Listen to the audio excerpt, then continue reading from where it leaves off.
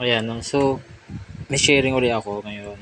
Yung, ito tungkol naman to dito sa, kasi na-mention ko dun sa mga upload na nasisira yung MOSFET o kaya yung transistor. No? So, ito, MOSFET to lahat. Ayan.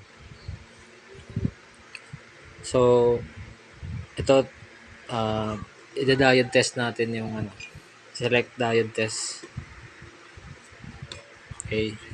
So, ako kasi, uh, para matest ko kaagad sa parang mabilisang test is itong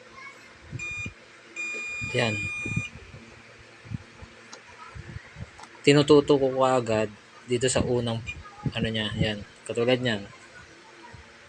Kasi nung i-share ko na rin, no, galing kasi ako sa semicon, then yung yung process na napasukan ko, yung die attach tsaka wire band, magkatabi lang yun, no? So talagang familiar ako dito sa kung paano to, yan, yung structure ni MOSFET, kung paano siya ginawa. So, from die, ito, yung ano niya, yung die, microscopic to pero pinalaki ko lang. Ganyan yan yun. So, ito yung parang maliit na to. Yan yung kanyang yan yung gate. Tapos may dalawa siyang for drain, tsaka sa source, no? So, yan, i-attach ngayon yan dito. So, yung makina namin noon, yung makina sa die attach ay madami, no? May ASM, ESEC, tapos uh, Alpasem. Yung Alpasem kasi alam ko parang inano na ni ASM yun eh. Pero ASM talaga parang monopoly niya yung industry. Pero dito ako, ito yung nahawakan ko dati sa yung nahawakan kong makina sa nung nasa semicon ako, no. So then sa wire band naman ganun din eh. May ASM, tapos ito pala die band. Die band 'yan. Dito ako nakapwesto pero yung katabi namin yung wire band. Sa wire band naman, meron ding ASM.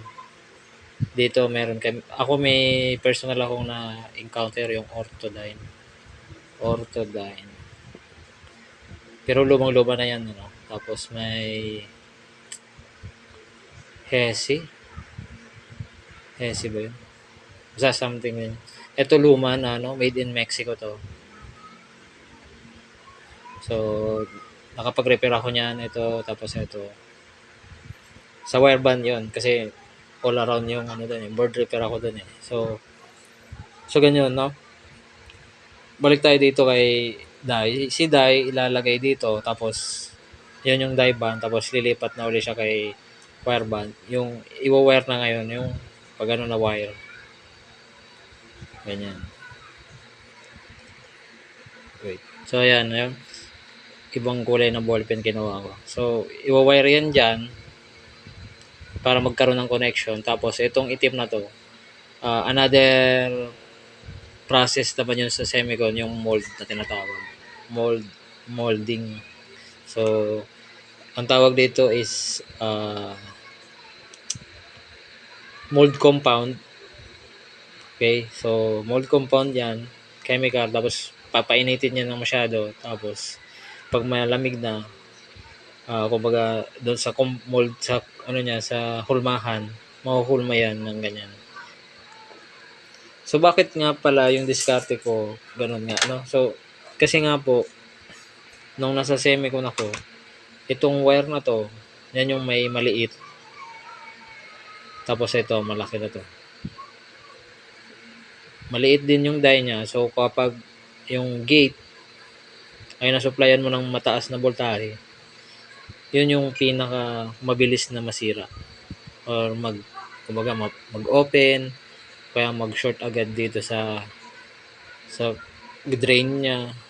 Katulad nito. Yan. Yan ay leaky na. So kung 0 yan, short na yan. Ito, short. De, leak to. Leak.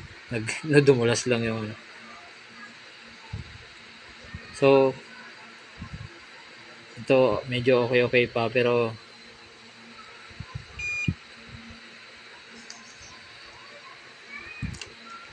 so, ganun lang yun, ano. Ito, leaky na, yun. So, nagli-leak na siya.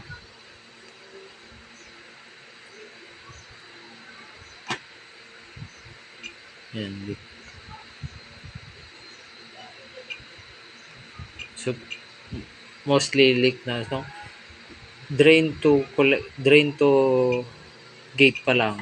Pag may nasukat ka dyan, leak na yan. So, meaning, yung die niya nga, sa sobrang volt, yung voltahe na na-supply, or uminit sa loob, or uminit yung ano, kaya nga nilalagyan talaga to ng heatsink. Kasi nga, para mag-dissipate yung init dun sa heatsink, then, may iwasan yung internal, ito, yung pagkakano ng kanyang die. So, ganun. So, kung nagli-leak siya, kuha tayo ng sample ng short. So, ito naman, transistor to. Pero, same concept din, no? Na, yan, no? Short agad. So, nangangahulugan. Sobra-sobrang voltahe yung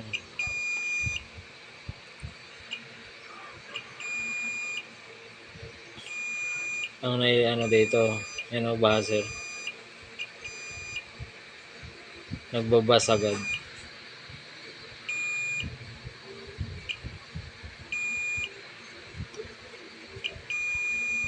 No? So, ganun. So,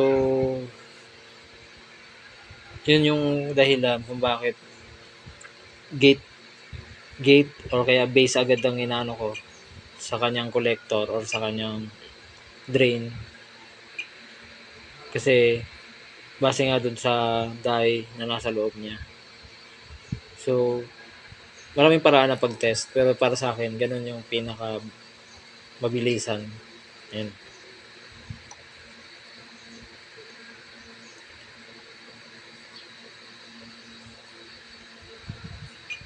Okay, wala.